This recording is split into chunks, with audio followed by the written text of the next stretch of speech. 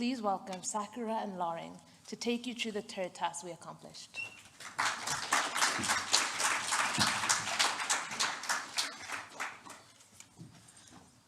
What do you think when I say generative AI in education? You probably think things such as cheating, academic misconduct, or even job loss. What if we told you that generative AI could be so much more than that? What if we told you AI could be your personal tutor in a subject? Or that friend that says something to you and you suddenly spring a brilliant idea from that? Hello all, my name is Sakura and I'm a student at DKIT. And I'm Lauren, currently in my second year in TU Dublin. And today we would like to talk to you about Gen AI and its capabilities to help students, especially students like us with disabilities and learning differences. Today we would like to show you what we've learned on this project, that using Gen AI effectively can be a complete game changer in how students perform and produce their own original work. Not doing the work for you, only the fruits of your own labor. And through the Gen AI Champions project, we were shown this amazing way of using large language models, which we will show you today. Alrighty, so Lauren, would you do the honors of making sure that our friend over here is ready to help us? Yeah, I'm going to pull up ChatGPT now. Alrighty, so for this demonstration, we're going to be asking ChatGPT to help us write an essay about the impact of technological advancements in the animation film industry, as that is something that I can relate to as I'm an animation student myself. So I'm going to input the prompt to ask ChatGPT to help us write the essay today.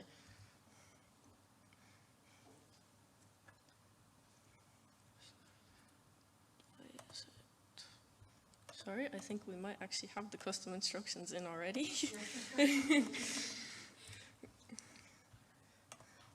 My apologies.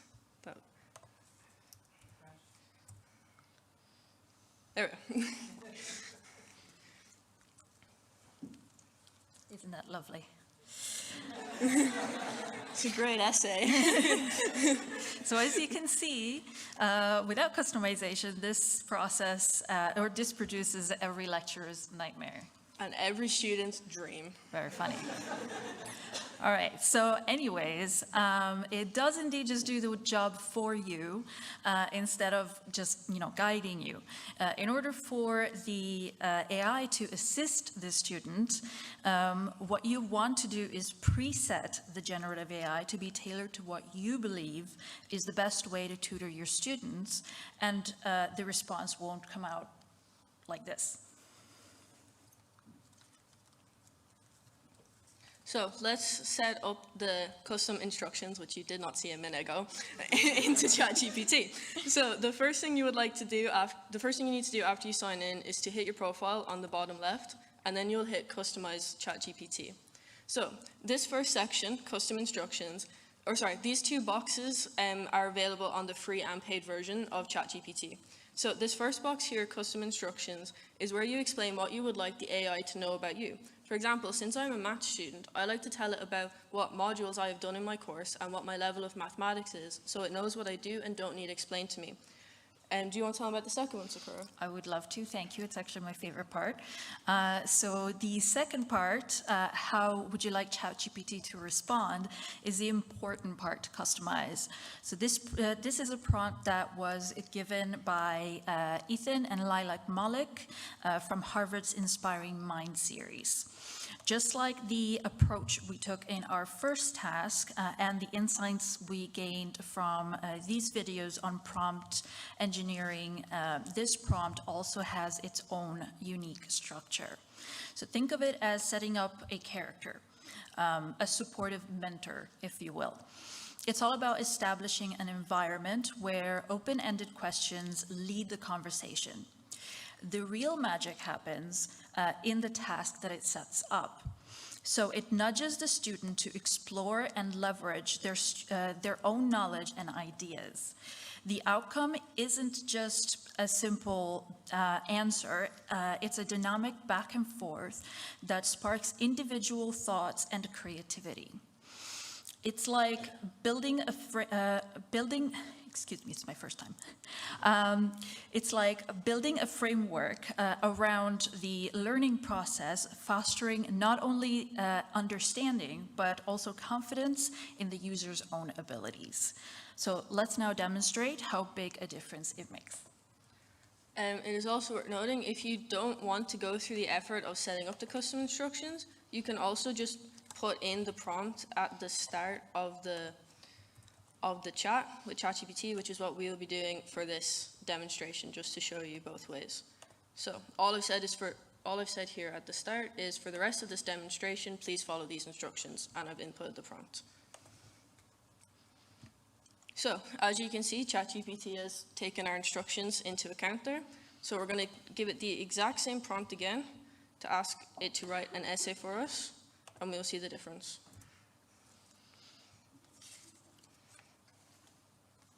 So, as you can see, ChatGPT doesn't straight away give you an entire essay, but instead first asks you what you know about the topic. So, Sakura, what do you know about the animation industry? Well, I wouldn't be a good student if I didn't know about the topic. So, as we know, animation evolved from hand-drawn to digital, and even evolved into 3D animation. So, you can tell Alex that.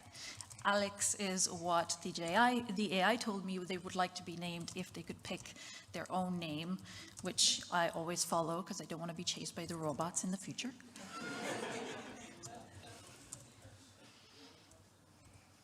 Well, I could spell. You got this.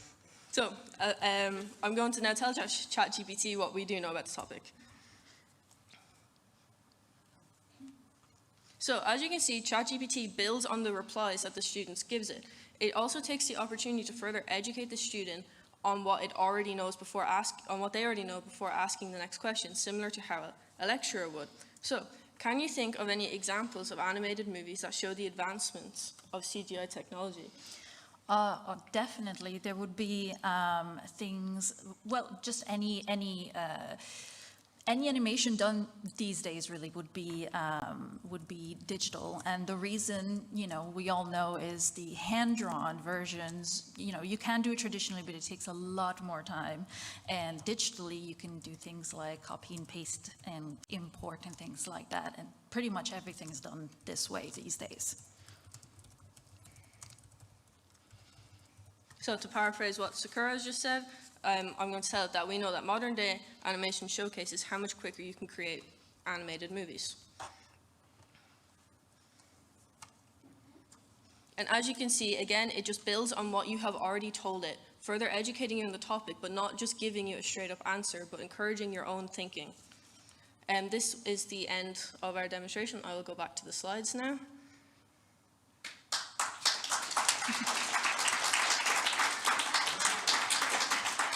Doesn't mean it's over yet. So as you can see, ChatGPT continues this trend of encouraging students to think for yourself and acts more as a mentor to bounce ideas from.